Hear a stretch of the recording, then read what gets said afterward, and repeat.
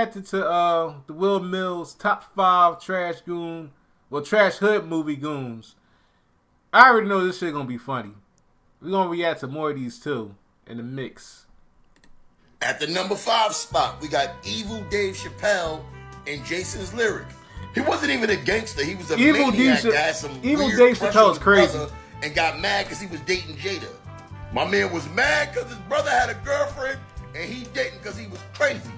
At the number 4 spot, we got Evil Dave Chappelle again. If y'all never seen the movie Strapped, go watch it. It's trash, but it's a good watch. To me, Strap movie is pretty good. It's a pretty good movie. Ain't like clockers and whatnot, but it's a good movie nonetheless. But that's just my opinion. And I hated the way he wore his bandana. It got trash, but it's a good watch. And I hated the way he wore his bandana. My man was walking around Brooklyn looking like Harriet Tubman. He do look like Harriet Tubman with that. At the number 3 spot, we got punk ass Chauncey from Innocent Society. My man got his ass whooped by a little kid for trying to push up on his shorty. Then went and ratted on everybody because his man was making fun of him. And I hated that bowl cut. Nasty work. Yeah, I hated that character. Like, how you ended up pushing up on another man's girl and whatnot, and you got your ass whooped. And then all of a sudden, when your homeboy was making fun of you for that, all of a sudden you want to do some bitch-ass shit by ratting on everybody, including Kane and Old Dog, just because of that. And Old Dog had nothing to do with it. Well, he kind of did. He did give him the strap, though. But still, like, if you got your ass whooped, you don't just rat on somebody because of that. You take that L like a man and you just walk away. Even if you did get your ass whooped by a kid. That was some straight up bitch shit that he just did. At the number 2 spot, we got Jake from Fresh. This is back when they hired real actors to play. And Jada wasn't shit anyway, too. Gangsters. My man had Mad Macbeth, Othello energy. Supposed to be some gangster from Brooklyn. Give me a break. And at the number 1 spot, Game and Waist Deep. My man name was Big Meat. With the way Game be acting, I'm positive that he the one who picked that name for that character. My man name was Big Meat. Come on, son. Yo, Big Meat is crazy. Real shit. Big Meat is crazy. Like, I was watching Waist Deep growing up, and I never even realized how big of a pause moment for that type of name up until now, with me looking back at it now.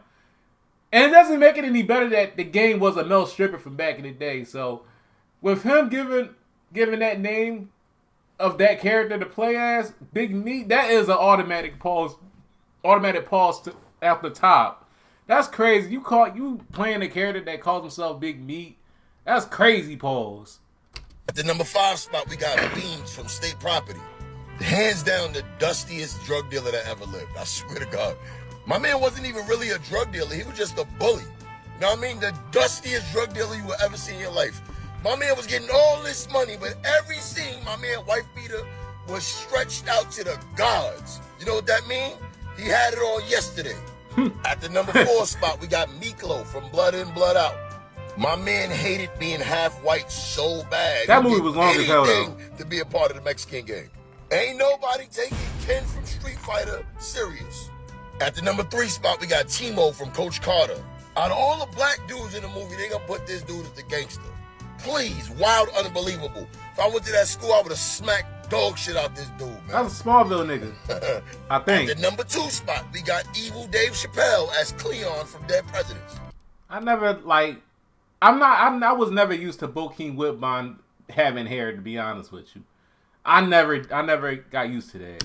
My man went from a psychotic killer to a snitching preacher. Snitched on the whole team. Trash. And at the number 1 spot, this dude right here from Drumline. Obviously, he's supposed to be the goon from the other band. Let me tell you something about this face right here. This is the most smackable face I've ever seen in my life. Words can't explain how much I hate this guy right here. The number 1 spot. I better not ever see him. I'm going to smack him off GP. I swear to God. At the number 5 spot, we got Grant from Stomp the Yard.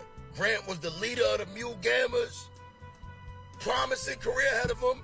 And here come broke-ass DJ out of nowhere messing with his girl, infiltrating his fraternity, and they tried to make him out to be the bad guy. This was a good dude, a successful black man, and they tried to write him off as some bad guy. Give me a break. At the number 4 spot, we got my man George Costanza. Isn't that homeboy from Seinfeld? Pretty woman. Edward wifed up a whole streetwalker after 2 days. Edward out here being a simp, and his homie telling him, nah, son, you about to risk it off of her? And they made him out to be a bad guy. Yeah, that's just a crazy word. At the number 3 spot, we got my man Birdie from Above the Rim. Birdie did what he was supposed to do. His mother passed away. He had to hit the block to take care of his family. And then here come his crazy-ass brother back on the scene. They made him out to be the hero. It was his fault Birdie had to sell drugs in the first place. Give me a break. At the number 2 spot.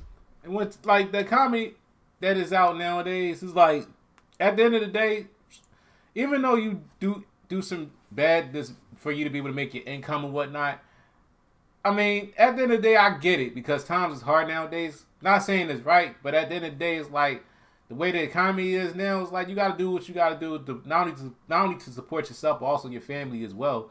Because certain jobs out there could be real dickheadish about who they hiring and whatnot. When really the same people that they don't want to hire, they really out there trying to get a job. They trying to make ends meet and whatnot.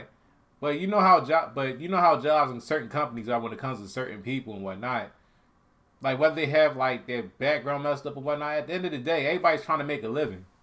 So like if they can't find nothing to live for, like if they can't find nothing to like make their incomes and whatnot, then at the end of the day you have no choice but to do something that you don't want to do and whatnot. Like I'm not saying it's right again, but at the end of the day you gotta make your money.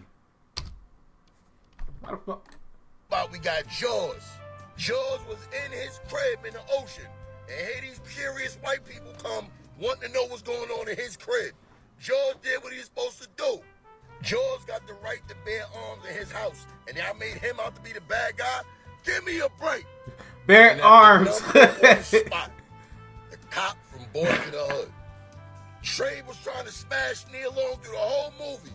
As soon as my man harassed him, Trey got to swinging and crying, and she gave it up immediately. This man right here is a hero. If it wasn't for him, Trey wouldn't have got no buns. Facts. Number 1 spot. At the number 5 spot, we got my homie Quentin from The Best Man. My man knew that book that Harper wrote was about him smashing Mia all them years ago. I don't care how long ago it was. They both was trifling. Meanwhile, Lance oblivious, he don't know what's going on because he's smitten by trifling ass Mia, and my man right here was just looking out. It's a good friend right here, man.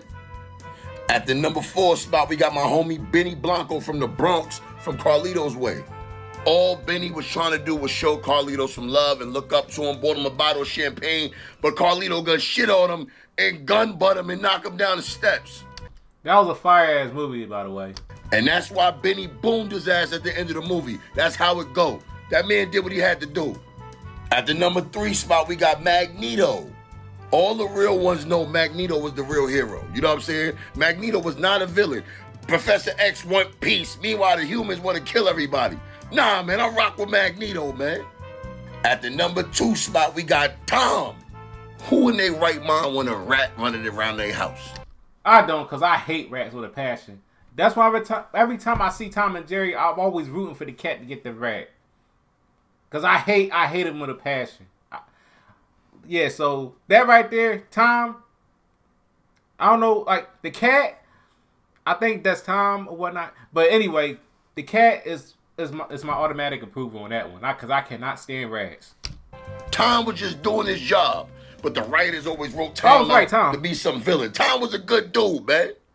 And at the number 1 spot, Cousin Faith from Soul Food. Terry was a terrible wife. She was unsupportive. She made her husband feel like shit. She was condescending. Faith supported him, motivated him to get back into his music. And then at the end, he helped her get the part. What she was supposed to do, she was supposed to give him that box. At the end of the day, all Faith did was speed up the process of ending a dead-end relationship. If it wasn't Faith that got smashed, Miles was gonna smash somebody else, because Terry wasn't shit. So I salute you, Faith. We need more women like you. She the real hero of that movie. Yeah. The #1 spot. At the #5 spot, we got Diddy with this nasty moment he had on Drink Champs. Mr. Lee, I remember seeing this shit. I was even uncomfortable for Fab and Nori that was involved in the video. That I was gonna react to it, but I already seen it. There's no point in me reacting to some video that I already seen. But I feel uncomfortable for Fab and them because that shit was really uncomfortable. This way before he was known as a No Diddy joke, the button of a no homo joke. yeah, I love this drink. Where you put my I bag like at? when you like this, Daddy. Yeah, where you put my bag Daddy, at? I like when you scramble. You can see how uncomfortable Fab I looks. like that. Hey, yo. At the #4 spot, we got the Lil Wayne and Birdman kiss. This was That is a classic Ayo moment. That is a classic Ayo moment. crazy, you know what I mean? I know what you're thinking. It don't get no more Ayo than this, but trust me, it do. At the #3 spot, we got Beanie Siegel all over PD Crack during this freestyle. Gazing in his eyes, all in his ear. Niggas, what the hell are you on? Get off of him, son. This shit look mad uncomfortable. Nigga, like you about to give him a bro. kiss. Relax, son. At the #2 spot, we got Eddie Murphy for being all over Michael Jackson in the What's Up With You video. Eddie couldn't help himself. Look at him. Mike's singing to us, but Eddie's singing to Mike. Eddie is all over this man. Look at him. Hey, yo. And at the #1 spot, Eddie Murphy again. His fit is crazy. The white beater tucked in the shirt with the multiple buckles, with the boys dancing in the background, the clouds all over Mike, hearts in the air. This is nasty work. #1 spot.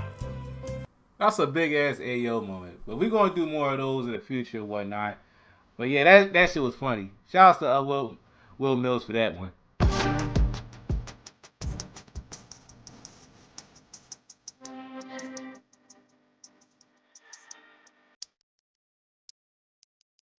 You can run, you can hide, you can bite, you can bark, but at the end of the day, you cannot escape from the dark. This world is hell, so what can you do? Positive power and protest. It's not enough to eliminate the wickedness that's true. By robbing hardworking folks for their money and killing innocent people with the lack of accountability. Corrupt cops locking a black person up for a small crime, but let a white person off for the murderous constant show. Typical situations is hard, but life is a lot harder. Experiencing both, it may be tough. Evil people's out to do evil things. It's up to you to march towards and stay in your lane. The joke.